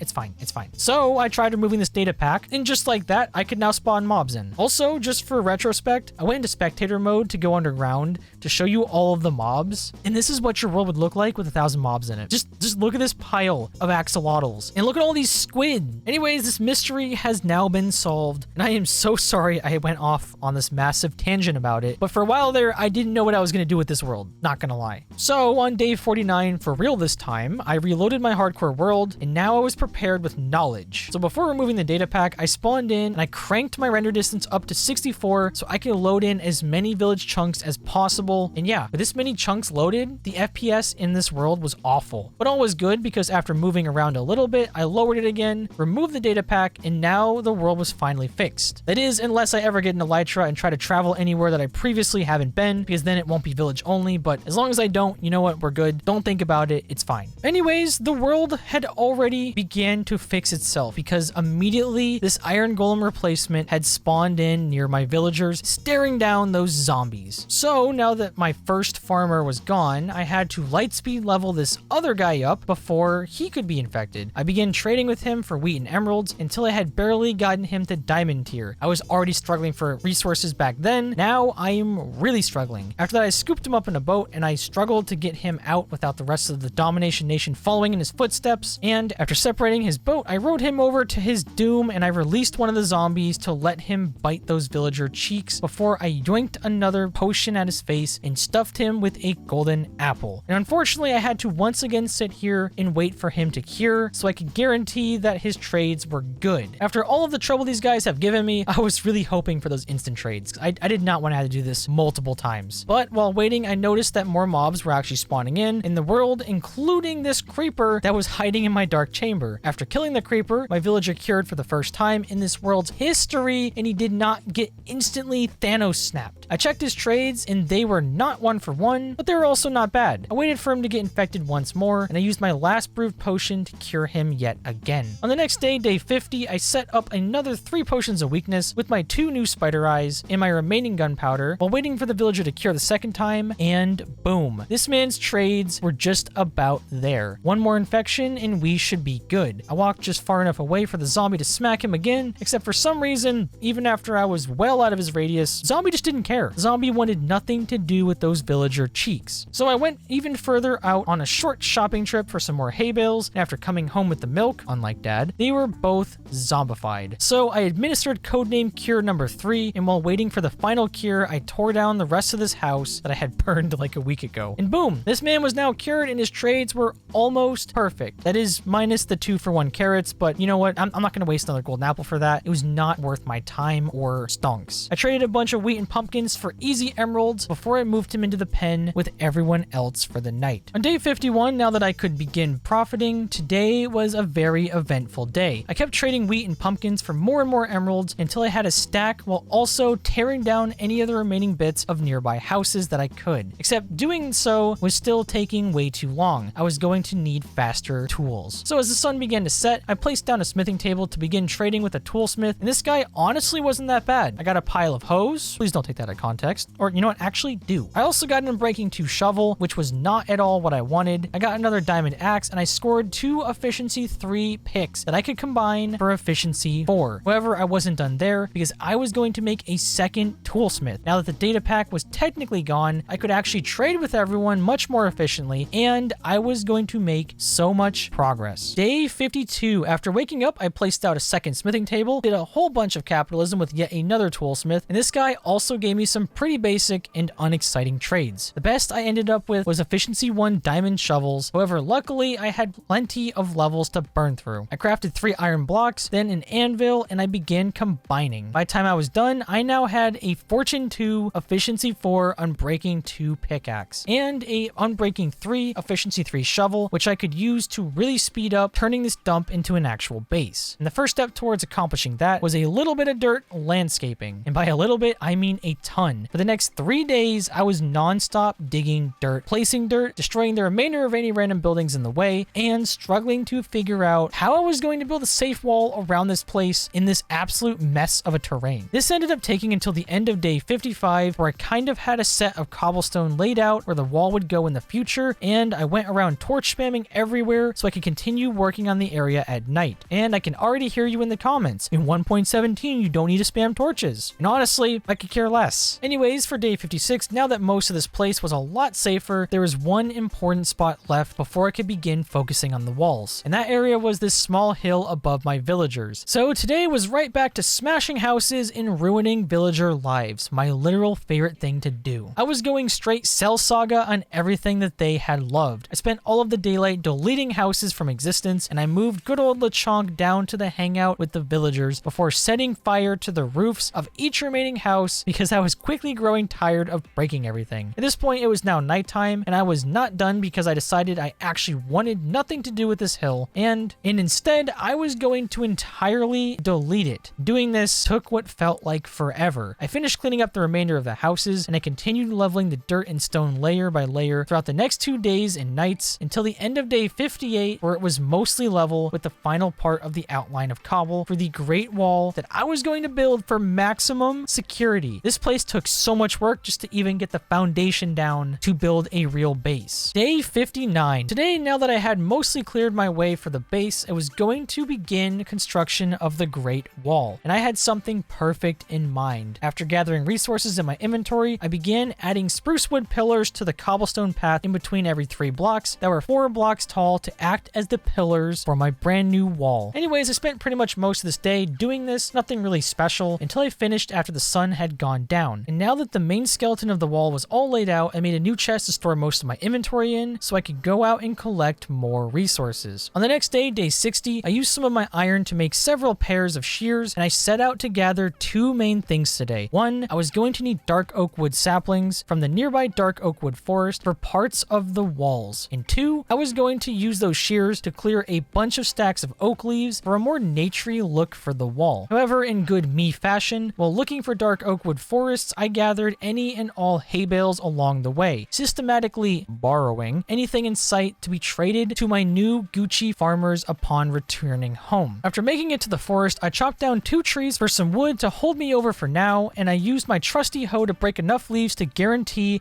I could plant more trees closer to home whenever I needed them. After that, I gathered tons of oak leaves while following my compass back home, and I stumbled upon the blacksmith of all blacksmiths. Inside of this chest was 8 obsidian, some iron, and my very first set of diamond horse armor for Sir Lechonk. Soon my horse would be more decked out than London Tipton herself. Anyways, I spent the rest of this night heading home while of course yoinking more hay bales until I ended up back home with a whopping 5 stacks of the boys. My wallet was eating good tonight. On day 61, I was ready to begin construction of this feat of maximum perfection. I crafted different stairs, fences, and walls out of all the wood and cobblestone to begin adding to each part of the wall. The idea was to add leaves in the middle of each section with cobble walls on top with a centerpiece of wood where a lantern would go and sets of wood and cobble stairs surrounding the perimeter. Originally, I built this as a tester wall in a creative world, world, but I didn't take the different Y levels of this world into account, so things got interesting as I tried to do my best to make it look uniform. Overall, building this wall took a lot longer than I had anticipated. After laying out all of the stairs and leaves around the perimeter, I went around placing the cobblestone walls on the top, followed by a spruce block in the center, on top of those with fences on each side and sticking out so I could add lanterns. And after that, I crafted half of my iron into Wendy's spicy nuggies that I used to craft lanterns that I used to place in the center of each wall segment to add more light for an extra finishing touch. And I added fences on top of all the spruce pillars so that way I could add purple and yellow banners to it in the future after I get my sheep farm going. By the time all of this was done, it was now the end of day 64. I started off day 65 with some more good old-fashioned capitalism with my only good villager. Just look at how happy he is. After earning some more bank, it was finally time to begin my farmer arc, but first I needed a place to make some animal pens. I grabbed 2 boats from a chest that I used to capture the steppe villager and steppe cow from the middle of my base entrance, and I filled in the area so I could turn it into a main road. After this, I began using spruce slabs to add a 2 wide walking area on the inside of the walls so I could use it to get a good look around for any mobs on the outside of my base. Since, after all, this area was still kind of a dangerous mess, you know. Anyways, after adding some of the path, I also built more wood pillars on the inside with a nice ladder section that I could use to get up and some fence on the inside for aesthetics. Eventually, I plan on having this path go all around the inside of the base, but for now, I just wanted to build it to see how much space it was going to take behind the sheep and cow farm area. And it turned out I had just about the perfect amount of space. So after that, I spent the night leveling more of the terrain and replacing any of the exposed stone with more dirt like the classy gamer that I am. For day 66, I started off in the morning with yet more capitalism. I traded with my OP farmer first before I began leveling up a second guy so I could begin curing and infecting him as well. After a little bit of Wolf on Wall Street action, I got to the planning stage of my sheep and cow pens. Because I wanted everything to have a perfect aesthetic, I know I keep saying that word, no basic fenced-in areas were going to be allowed. I began my planning by placing spruce logs to act as corners of the buildings, and today I was really feeling the flow of building because everything just came to me nice and easy. I made these 3 areas that were fenced in for 3 different colored sheep since I probably wouldn't need any more than that, and I added a bigger area next door that would act as a massive cow pen. After adding fence gates and purple carpet to each of the 3 sheep pens, everything was ready for the sheep. I went over to a nearby sheep pen where I lured the first 2 white sheep all the way around my wall and into the first of the 3 pens where I bred them to get my sheep production going. At this point, it was now night, but I was feeling ballsy, so I went out on 2 separate trips to lure 2 more sheep back in, and everything was going to plan, minus this gang of creepers that apparently declared war on all sheep. Anyways, though, after they were gone, I had gotten 4 sheep into the pens, and both pairs were bred to begin my beautiful flock of sheep. To begin the next day, day 67, I scrounged through my chests for red and blue flowers that I used to make purple dye. After that, I dyed 2 of my sheep purple in one of the pens, and I lured the smaller gray sheep over to the 3rd pen so I could begin breeding the 2 white sheep and transferring one of them to that very same pen. After dealing with the sheep, I went back to the villagers for some more beautiful capitalism. I traded once again with my OP villager, and I finished off leveling the new farmer before trading with both of them for a beautiful stack of golden carrots. And with that perfectly efficient food secured, I then gathered some yellow flowers that I used to make yellow dye for my final sheep pen. And just like that, the Domination Nation of sheep were born. Maybe you should subscribe to join them. Wow, that does not sound good. Anyways, now that the sheep were done, I moved on to make a cow pen, except while planning, I had an even better idea for this area. I split up the pen area so I could have both the cow pen and I could add a new area next to it that would act as a horse stable for beautiful Lechonk. I began fencing in the cow area, added a nice entrance, and I lured over all 3 of my cows before breeding all the animals for the night. On day 68, I began trading more with my alchemist friend here to level him up. I bought redstone, lapis, and this time he was actually an ender pearl trader, and he was offering 1 emerald each. So I sat here buying as many as I could until he stopped refreshing his trades. And just like that, I now had everything I needed to go to the end. However, I wasn't quite ready to do that. So instead, I spent this day working on the horse stable. I built up the remaining part of my animal building by turning it into a pretty cozy 2-stalled detailed mini stable complete with its own stylish cobble, mossy cobble, and dirt path floor, along with lanterns for extra lighting. I finished off this day by breeding all of the sheep, and somehow this orphan had gotten out, so in Technoblade's honor, I banished it to the Shadow Realm where he belonged. For day 69, nice, I decided that now that the horse stable was here, it was finally time to pimp out Lechonk the horse with a name tag. So I had to move our new villager friend over to the pen to begin rolling him as a librarian. And wow, was this experience awful. I pretty much wasted an entire day, to be honest. The first guy wouldn't cooperate, and by the time I got him kinda close, he wouldn't drop his random job for the lectern, so it was on to plan B. I went out to find a second new villager, and I led him back with an allure of having a job. That is, until he became enamored with the barrels I had used for my animal pens, and of course, upon breaking one of those bad boys, a baby sheep got out, and I was not dealing with that, so I executed the poor man on the spot. After that travesty had gone down, I moved this jerk villager over to the pen, and at this point, I was stuck waiting for the sun to go down to trap them, because nobody wanted to cooperate today. So while waiting, I said screw it, and I set out to gather more pumpkins for the rest of the day from nearby farms. Plus, while out, I also killed this trapped steppe enderman who forced me to touch grass. Walk. See what I did there? Anyways, after the sun had gone down, I opened the gates and let the first villager in, and of course the second one tried to run all the way back to his bed. So I retrapped him and went to destroy the very bed that he loved, and even after that, all he could think about was escaping. This man must have been a tier 3 sub to his bed, because even after I did finally trap him in the pen, all he wanted was out. Day 70. Today I was going to make real progress, hopefully. I began re-rolling one of the two villagers endlessly in the hopes of getting either mending or protection 4. During the process of re-rolling him, he ended up talking to my OP farmer, and after that, all of his trades were discounted pretty well. I kept re-rolling him while also stopping and trading with the farmer for more stonks and XP, and this process took forever. Ended up passing a 1 emerald infinity book on Breaking 3 and a super cheap Fortune 2, but it was worth it in the long run when I ended up getting my pretty overpriced mending book. I traded with him for way more mending books than I needed until I could keep leveling him up for cheap by buying lanterns and glass, which conveniently were two things that I also really needed. By the time he was maxed out, his other two enchantments were now worthless, but finally I could buy my name tag. After buying it, I used my anvil to name it Sir Lechonk, and I rode my trusty steed over to the new stable where I gave him his beautiful name and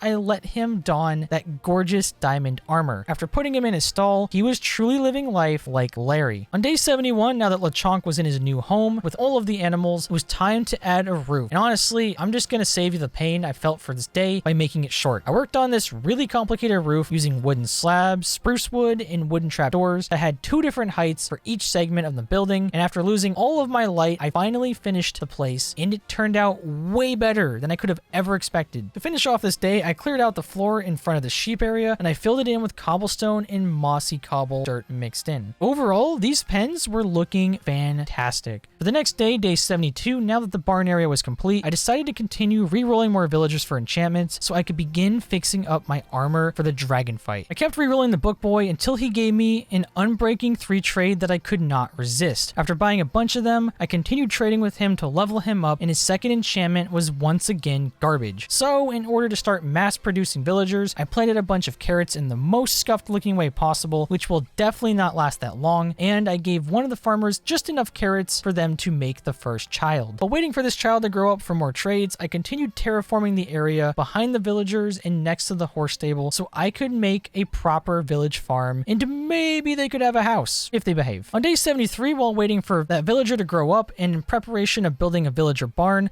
I added more finishing touches to the surrounding wall behind the animal pen. I placed out more spruce wood pillars, followed by another 2 wide slab floor, and I finished it off by fencing it in, and it was looking incredible. Obviously, I could add more touches in the future, but for now, I was happy with the progress I was making, even though it took half of the day. But anyways, I spent the rest of the night cleaning up a lot of the mess around my camp. I climbed up and removed that original hay bale tower that has been there for way longer than it should have been, and after that, I broke the remainder of my sugarcane, and I moved it over to the old wheat farm inside of my walls, and I tricked it out to be be a pretty decently sized sugarcane farm. So while I continued working on this kingdom, I could also produce more sugarcane for more books on the back burner, even though I could just buy books from librarians. I didn't really think that through. After finishing the farm, I spent the rest of this night moving my piles upon piles of loot from my crappy chest storage area over to a spot more out of the way for new construction. On the next day, day 74, I noticed how the baby villager still hadn't grown up, and I began becoming suspicious. That is, until I noticed another new fully grown villager. It turns out my farmer baby factory was apparently in full swing. And yes, I know how not okay that sentence is. Please don't tell me about it. But anyways, now that I had more villagers, it was back to re-rolling. And honestly, this was more brutal than Elden Ring. All of the enchantment offers were terrible until I finally settled for a power 3 so I could make a pretty beefy bow to take on the Ender Dragusi. You're welcome for that. After this, I bought 2 power books before deciding to max this guy out in the hopes of him having some other good enchantments. And let's just say his other enchantments were the Minecraft equivalent of Yamcha from Dragon Ball Z. By the time he was finished, the sun was beginning to set, and before everyone went to sleep, I did some trading with the OP farmer once again to recoup those emeralds that I wasted before I trapped the second farmer in a boat that I used to deliver him over to his capitalistic doom. I released the zombie once again into his boat, and after watching this guy turn, which may have given me more joy than I should have gotten, you know, I grabbed my last golden apple and I cured this man for the first time. However, I was running into a problem. I was entirely out of gold for more golden apples. And then it hit me. My pickaxe had fortune 2, and I could trade for more pickaxes to get fortune 3 that I could then use to go to the nether and harvest as much gold as I could, which isn't as much as Silk Touch, but it was better than nothing. Only problem now was no one would refresh their trades, and I only had enough emeralds to get 1 pickaxe. I went out to desperately scavenge around for more pumpkins so I could trade, and while out here, I heard my other farmer Cure. I quickly built up and jumped over my wall to make a quick trade with him for emeralds, but this still wasn't going to be enough. So unfortunately, I had to wait until day 75 for the trades to refresh. But finally, I traded for enough emeralds for the second overpriced pickaxe that I needed. I took them over to my anvil where I combined the 2 before adding them to my main pickaxe for efficiency 5, fortune 3, which was going to cost me 25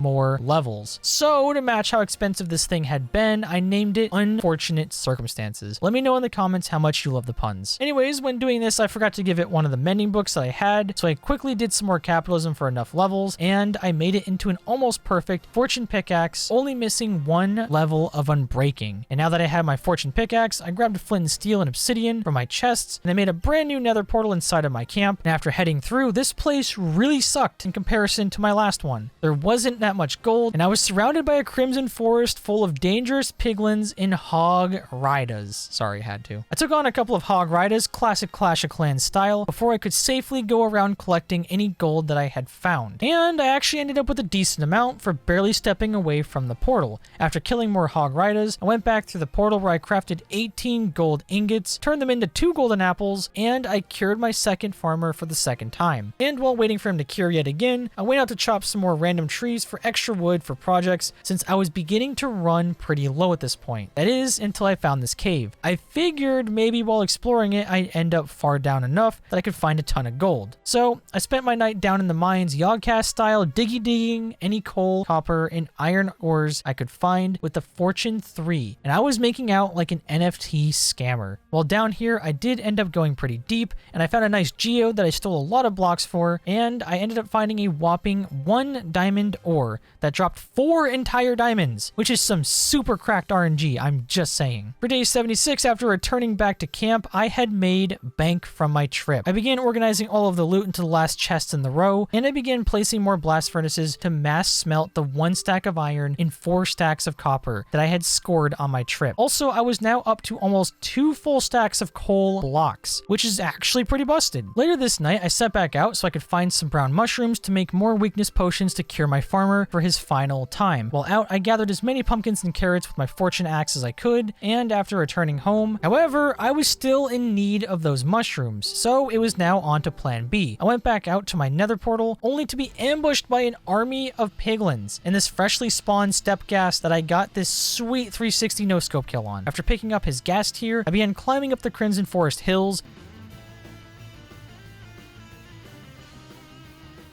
For the next 2 days straight, I set out from my base in search of the elusive mushrooms. And this trip was ridiculous because I ended up traveling for, I kid you not, thousands of blocks without a single brown mushroom. During this trip, I figured I'd steal more carrots of fortune, tons more hay bales, more pumpkins, and I would hit up every blacksmith I could, which netted me a few iron ingots and a hefty 5 total diamondes, fresh and never frozen, of course. By the time it was the next day, day 78, I decided to call it quits and head home. And conveniently, I had a nearby horse to tame that I was prepared for with a saddle and some iron horse armor. I spent the rest of the night heading home, and overall, I didn't find what I needed, but I did end up with almost 5 more stacks of hay bales and 5 diamonds. However, I was not ready to accept defeat yet, so instead of sleeping the rest of this day away, I set back out nearby to search for the 80th time, with probably still no luck. And yeah, I did not find any mushrooms because of all the torches affecting the light levels and the path blocks blocking their spawns. However, I did stumble upon another villager chest with 2 more diamonds inside, so you know what? That is good enough for me. However, on the next day, day 79, I was not messing around. Towards where my old base was to explore the swamp and dark oak forest biomes, since they are the most common place to find mushrooms in the game. I continued traveling until reaching a swamp biome for the first time, and I may have not been finding brown mushrooms, but my luck today was still immaculate. I found so many blacksmiths that had a diamond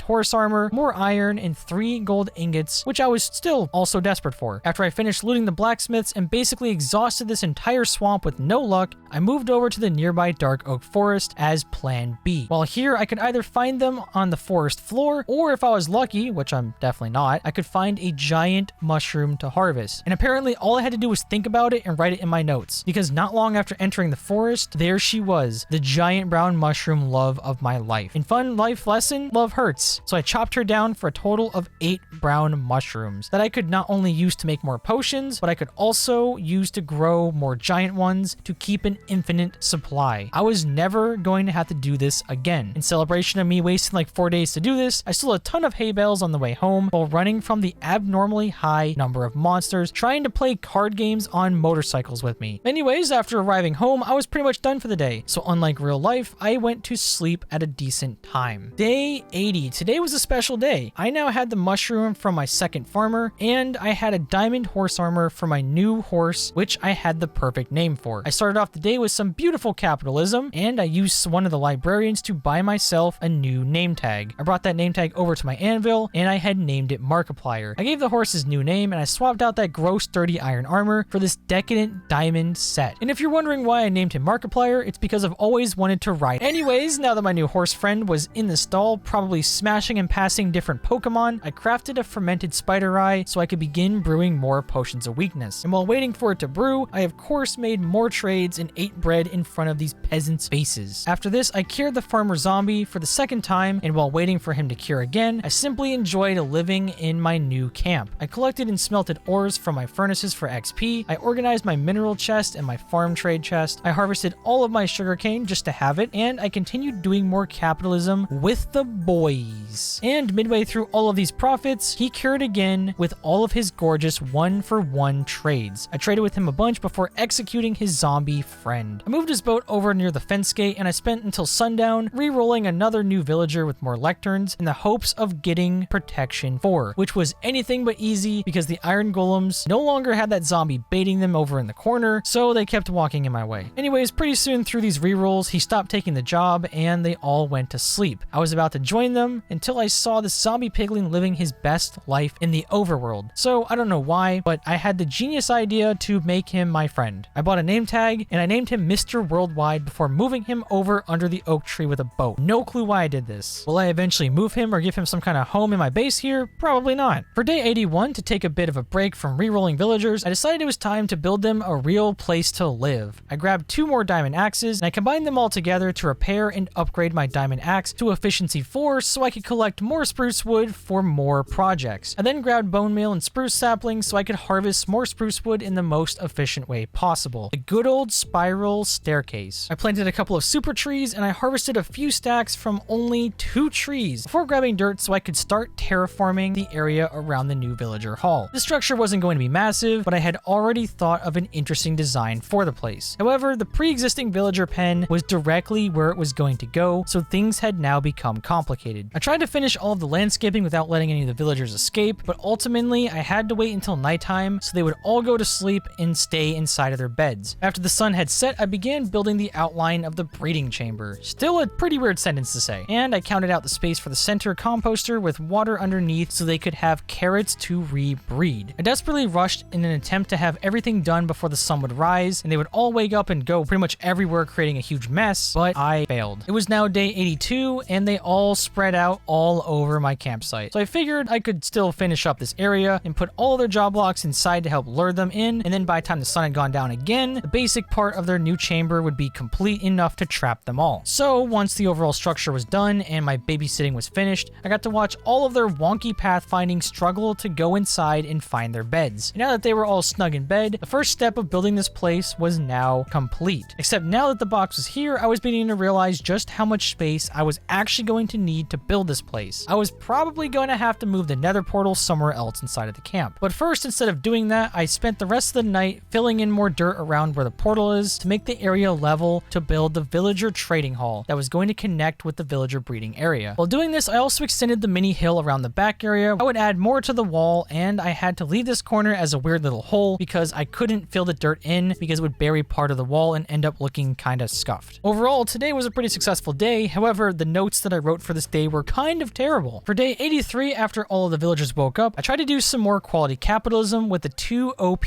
farmers. Except for some odd reason, almost like they didn't like being trapped or something, no one wanted to work or refresh their trades. Strange. Anyways, though, I grabbed more obsidian to build a replacement portal. I broke down the old portal and I built a new one over by the cows because, to be honest, I had no clue where this thing could go that wasn't going to immediately be in my way again for a future building. With that being the last preparation to begin building the new villager center out of the way, I now started laying out the foundation for this mini trading hall section. And to be honest, for this build, I was just going with the flow once again to try to build something new. After laying out the wood pillars and adding some cobblestone, I began building the individual villager stalls inside by using some more spruce wood with stairs and fences in the front. After adding those, I placed sideways logs in between all of the fences above as an area where I could add item frames for show to indicate which villagers were in which stalls. After mirroring everything on the opposite side, I dug out the floor area and I added glowstone blocks in between each stall for some added light, while also filling in all of the other parts of the floor with spruce planks. And finally, after mostly finishing the stalls, I did some more sweet capitalism with one of the OP farmers before luring him out to become my first official trader inside of a stall. Except now, I was going to need iron rails and minecarts to get the villagers into each area with the least amount of headaches possible. And after arming myself with said rails, I began using them to push each villager into place, starting with my OP farmers. I struggled pushing the first guy in because he decided to be an absolute massive escape artist gigachad, but by activating bounding boxes and a little bit of outsmarting, he was once again trapped and I didn't have to waste any items getting stuck inside of his little box. After trapping the first farmer, I used my pro boat placing skills to trap the second guy, and as soon as he could say capitalism, he now too was inside of his new home, this tiny little box. On day 86, I noticed how neither of my newly moved farmers were updating their trades, so I replaced all of the nearby composters until they finally began working. After they refreshed their trades, I continued making more of that sweet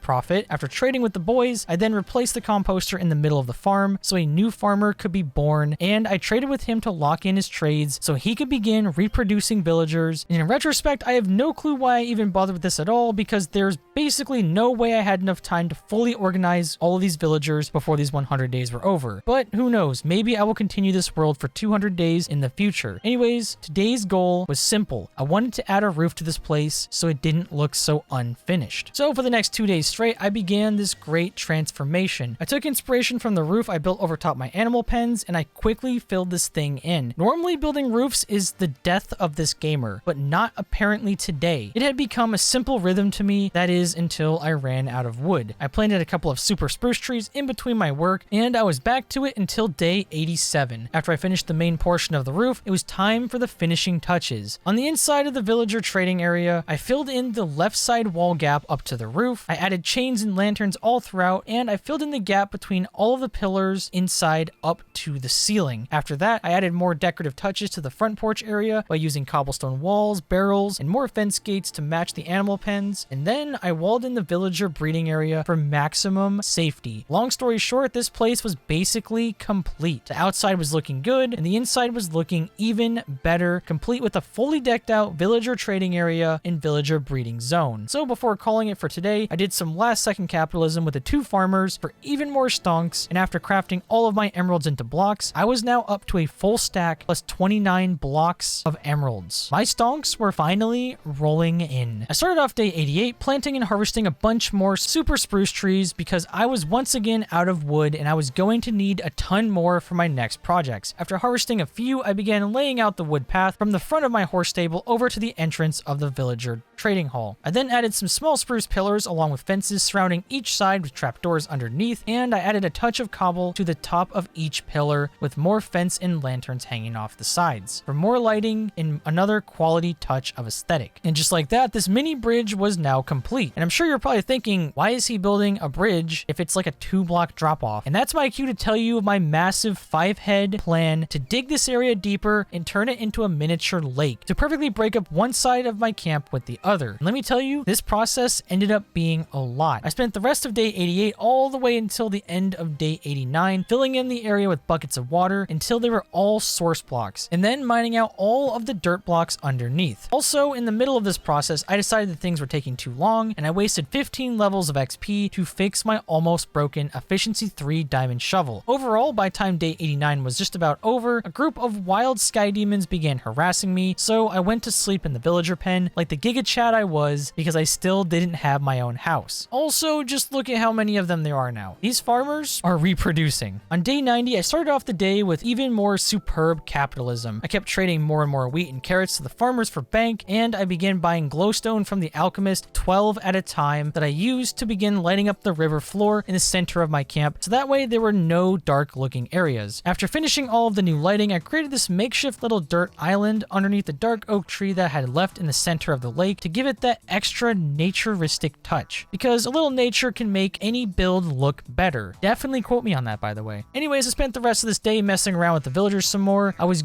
going to start re-rolling a librarian for protection 4, but apparently I forgot to finish patching up the inside walls of the breeder because like 6 villagers used my lectern as a freaking fire exit. So I had to wait until the sun went down, where everyone went to sleep except for this one guy that I trapped in a boat to re-roll. Before going to bed, I crafted a bunch more fences that I used to patch up the remaining walls, and I stole more of the fully grown carrots using my Fortune 3 pickaxe. I hope it hurts your soul seeing me harvest carrots with a pickaxe. I really do. For the next day, day 91, I started off with more capitalism, followed by a long day of me re-rolling librarians. I started off by re-rolling the first guy that I had trapped from the day before until he got a trade that I could not resist. Sharpness 4. And it wasn't even that expensive, so I bought 2 of them to lock the trade in. After that, I grabbed another villager who was ready to have his life transformed, and I kid you not, after one reroll, this man gave me sharpness 5. He was clowning on me. It wasn't even that much more than the sharpness 4 book, but it was too late for that, so I was forced to keep rerolling him until he gave me a 1 emerald silk touch trade, which actually is pretty good. At this point, the sun was going down and the villagers were no longer accepting new jobs, so I decided to dedicate this time to organizing all of my librarians into their stalls, and at first, this process was hell. Hank Hill here kept escaping while trying to sell the others propane and propane accessories, but I quickly put a stop to that as I got the hang of putting them all in their place one by one until all of the current librarians were now separate inside of their own little stalls. On day 92, it was rinse and repeat. I brought another villager over to the trading hall to begin re-rolling, and after he was done fighting me and choosing the wrong lecterns, I got him to give me a looting 2 trade for 1 emerald each that I could not resist. I bought 2 books and I pushed him into a boat over in the corner to think about what he's done while I moved on to villager number 2. And for some reason, this guy ran straight over to that same corner and sat inside of the boat. However, this ended up being a blessing in disguise because it streamlined this entire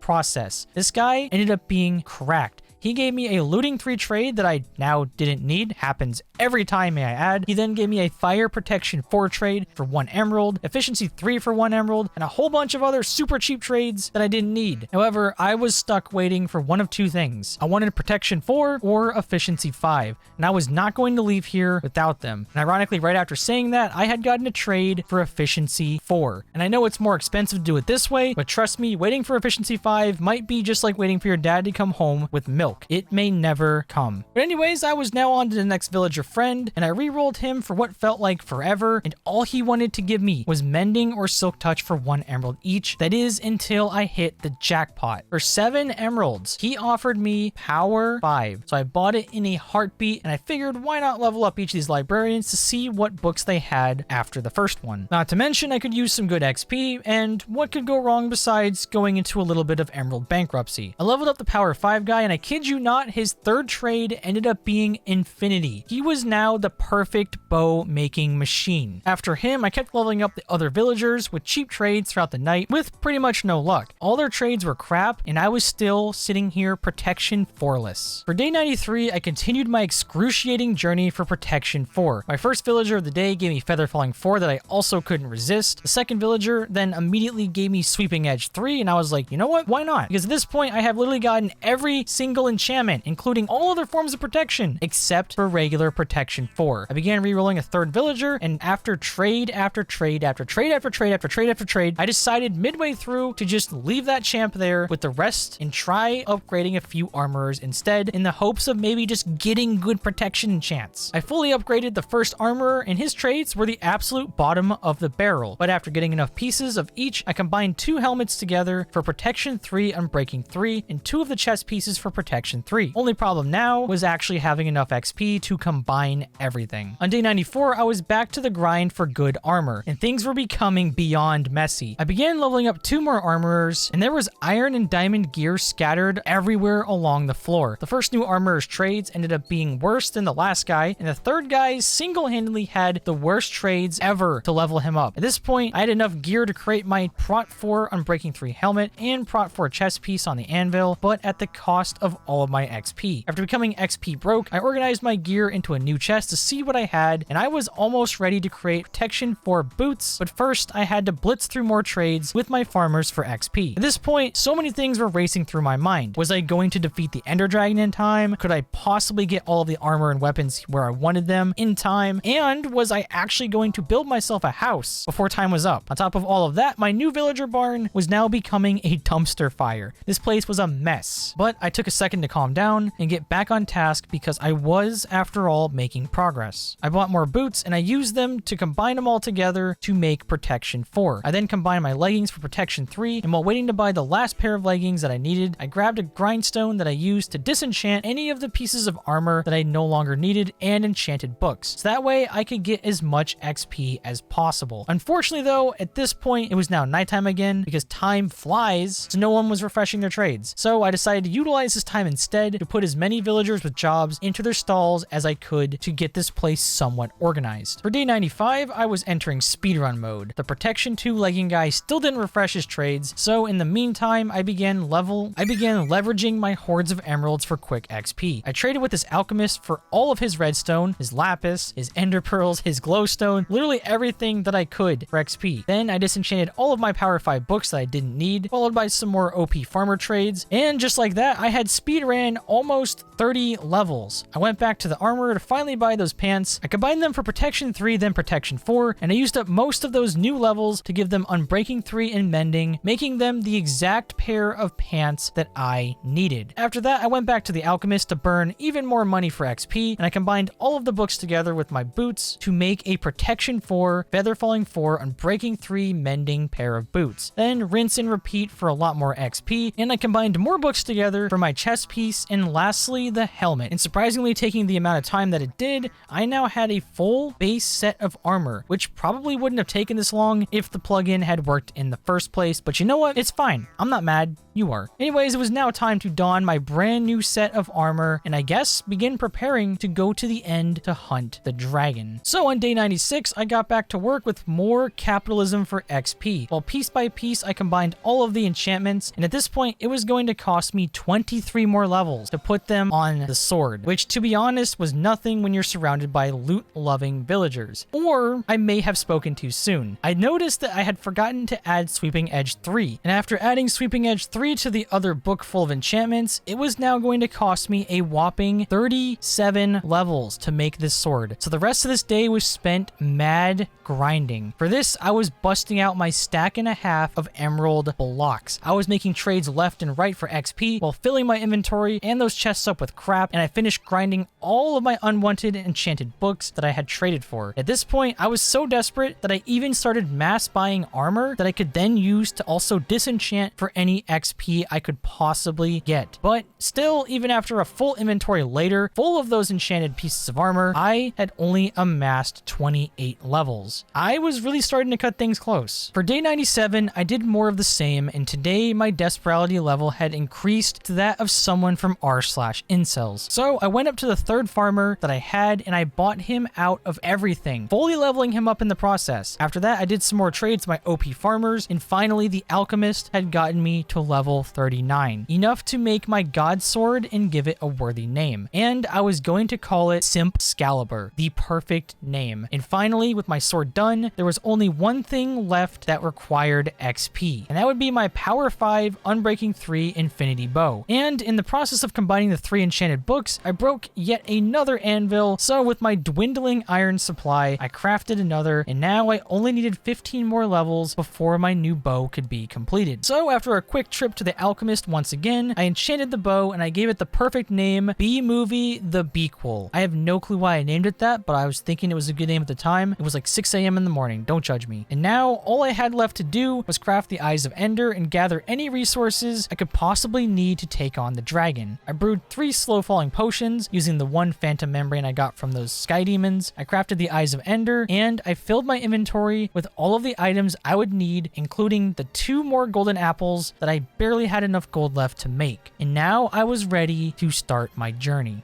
On the morning of day 98, as soon as the sun was visible, I was pretty much ready to go. There was only one quick thing I needed to do first. I made more shears using some of the last iron, and I very quickly sheared all of the purple and yellow sheep for some more wool to make those banners once I come home from the fight. I did this now so that way the sheep could regrow their wool while I was gone, so I could hopefully get some more upon my return. After dumping those in a chest, I set off in the direction of the Eyes of Ender. I kept moving straight further and further and further until my worst fear had come true. I reached the end of my loaded village-only chunks, so there was a little bit of terrain without them. That is, if by little I meant almost the full distance between one stronghold and another. At this point, the path of the Eyes of Ender wasn't changing in the slightest, and I just kept moving on straight from one biome to the next to the next. This took so long that I was starting to think strongholds just didn't spawn in the village terrain at all. Anyways, at this point, I found myself inside of a Badlands biome that was full of minecarts. I tried to resist the urge to loot them, but I just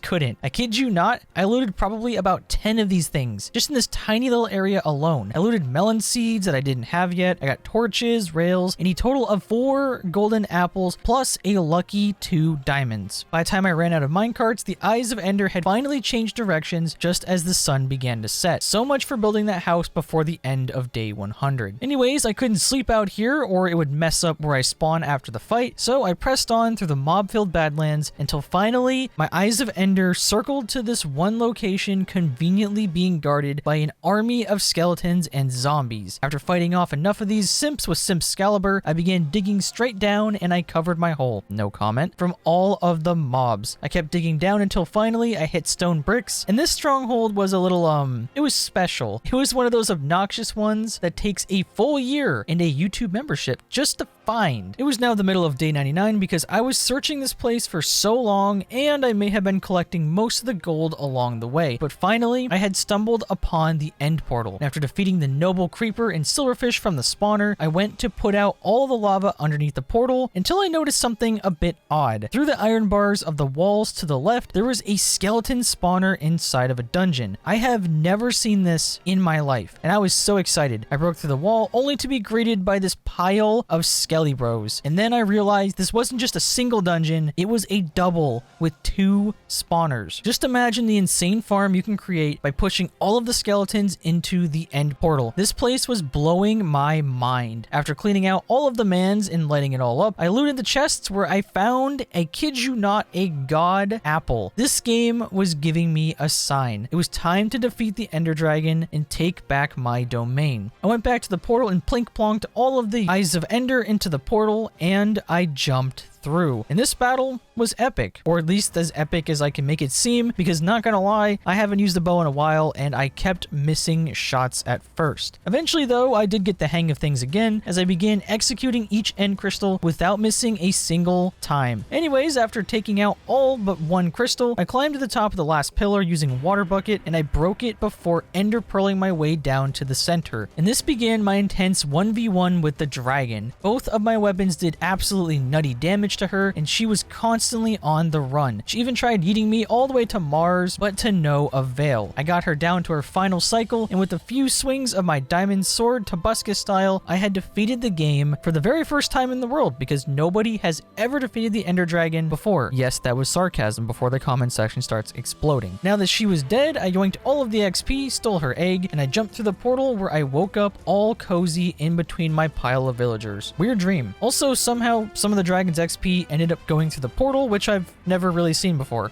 I thought that was kind of funny to include. So here I was back on day 100 in my camp with no time to even imagine building a house on the remaining piece of land that I had inside of my camp. I started today by dumping my inventory and gathering all of my colored wool together. I went back to my sheep pen and only some of them were actually ready to be harvested, but I did still gather their wool and I took it over to make the banners. And that's when I realized that banners cost 6 wool each. That is so not worth it. I crafted as many as I can and one by one I began adding them to the front side of the camp walls until I had one banner per every pillar post. I made it so there was yellow and purple intertwined with each other to really rep the Domination Nation. I didn't quite have enough to do the whole place, but it's not like the nearby areas were cleared out enough to see them anyways. After I was finished with the banners, I quickly broke down the 2 messed up houses right outside my base and I filled in any of the remaining dirt holes just to tidy up the place a bit, because honestly, gotta look good for a thumbnail. And anyways, at this point the sun was setting on the final day. I kind of just watched it go down for a little bit, but then I realized there are 2 more things I needed to do before I go. I hopped into the boat over on this weird building that I kind of just left here with Mr. Worldwide the Pigman, and I brought him over to the waterfront to hang out. I placed his boat in the center just so he can exist, I guess. I mean, I don't know what he's gonna do in the water. Pretty sure he'll die if he goes in the water, but after this I grabbed the 4 name tags that I had conveniently gotten from the mine shafts, and I named them after 2 of my all-time favorite cartoons. I named them Dipper, Mabel, Star, and Marco. I grabbed my 3 axolotl friends from the beginning, and one by one, I placed them into the water and named them so they could all live free. Also, I know this is kind of awkward, but since there were only 3 axolotls and I didn't want to leave Marco out, he got to be an Iron Golem. So here is Iron Golem Marco. Anyways, I know this base isn't fully finished, but during these 100 days, I feel like I made some insane progress with all this world has given me. Maybe in the future, if I do go ahead and revisit this world, I could add a lot more touches to make things look nice, like really decking out the water area in the center. I can finish the walls around the edges, get more banners, build my house, you know. Also, if you'd like to play this data pack yourself, the link will be down in the description below, along with the credit for the plugin's creator, and I'm pretty sure PaulGG did a beating Minecraft video with it at some point. I'm not really sure, but credit to him as well. I hope you all enjoyed this video because it was so much fun to make. Don't forget to drop a like again, as I might revisit it in the future for 200 days. Anyways, thank you all for watching. This has been Pain Domination, and I will see you all in the next video. Peace. Also, if you just sat here through this entire video and you still have your sanity in check, then why not click one of the videos on your screen? I've done plenty more videos just like this one that I'm sure you will love.